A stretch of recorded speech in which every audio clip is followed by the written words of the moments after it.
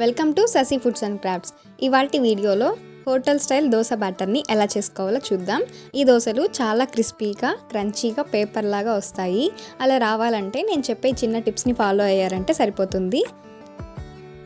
దీనికోసం ముందుగా ఒక గిన్నెలోకి 3 గ్లాసులు బియ్యం,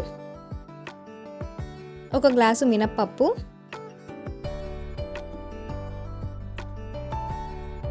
1 టీ స్పూన్ మెంతులు తీసుకోవాలి. మెంతుల వలన దోశలు కలర్ బాగా వస్తాయి, అలాగే ఫెర్మెంటేషన్కి కూడా హెల్ప్ అవుతుంది.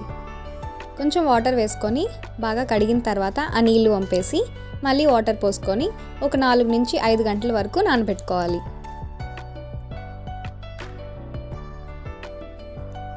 ఈ విధంగా నానబెట్టుకున్న తర్వాత గ్రైండ్ చేసుకునే ముందు ఒక చిన్న కప్పు అటుకులు కూడా వేసుకోవాలి. బాగా కలుపుకోవాలి. అటుకులు వేయడం వలన దోశలు క్రిస్పీగా వస్తాయి.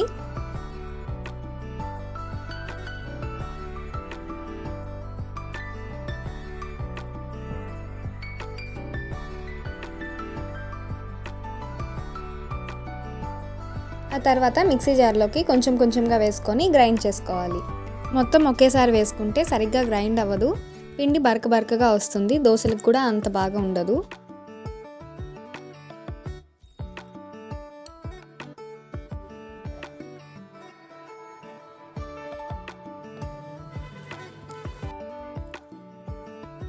ఈ విధంగా మెత్తగా గ్రైండ్ చేసుకోవాలి.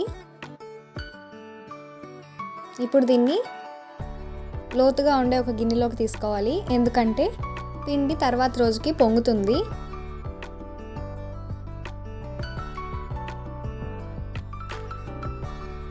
ఈ విధంగా పిండి మొత్తం గ్రైండ్ చేసుకున్న తర్వాత మూత పెట్టి ఫ్రిడ్జ్లో పెట్టేసుకున్నామంటే మార్నింగ్కి మనకి పిండి రెడీ అయిపోతుంది. చూసారా, ఈ విధంగా ఎయిర్ బబుల్స్ వచ్చేసి ఎంత బాగా పొంగిందో పిండి. ఇప్పుడు దీన్ని ఒకసారి బాగా కలుపుకోవాలి.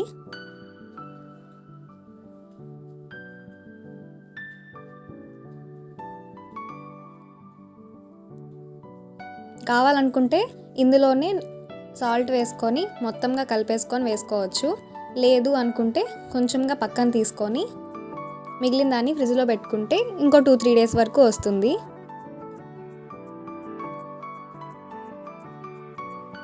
ఇప్పుడు ఇందులో కొంచెం సాల్ట్ వేసుకొని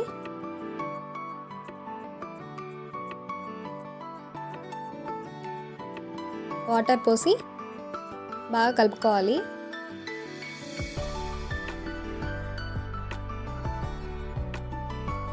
బ్యాటర్ కన్సిస్టెన్సీ ఇలా ఉండేలా చూసుకోవాలి.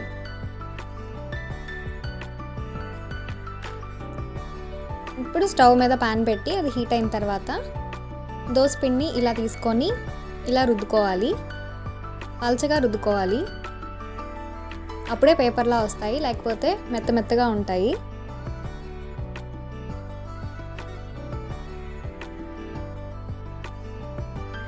చూసారు కదా, ఒక సైడ్ ఎలా కాలిపోయిందో బాగా. ఇప్పుడు దీన్ని ఫోల్డ్ చేసేసుకుంటే సరిపోతుంది. చూసారా ఎంత మంచి కలర్ వచ్చిందో. ఇప్పుడు అలాగే ఇంకొక దోశ కూడా వేసి చూపిస్తాను. అందులో నెల్లూరు స్టైల్ ఎర్రకారం వేస్తున్నాను. మీకు ఎర్రకారం రెసిపీ కావాలి అనుకుంటే నేను ఐకార్డ్లో ఇస్తాను, లేకుంటే డిస్క్రిప్షన్లో లింక్ కూడా ఇస్తాను. కావాలనుకుంటే ఒకసారి వెళ్ళి చెక్ చేయండి.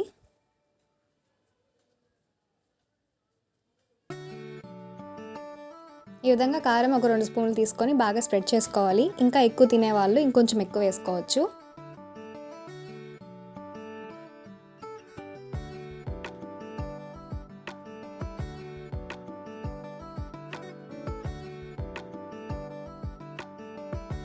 ఈ విధంగా స్ప్రెడ్ చేసుకున్న తర్వాత నెయ్యి వేసుకుంటే చాలా బాగుంటుంది.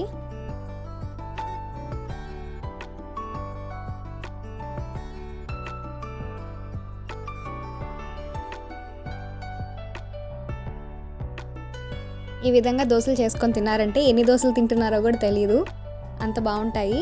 ఈ వీడియో కనుక మీకు నచ్చినట్లయితే లైక్ చేయండి, షేర్ చేయండి, కమెంట్ చేయండి, అలాగే సబ్స్క్రైబ్ చేసుకోవడం మర్చిపోకండి. Thanks for watching.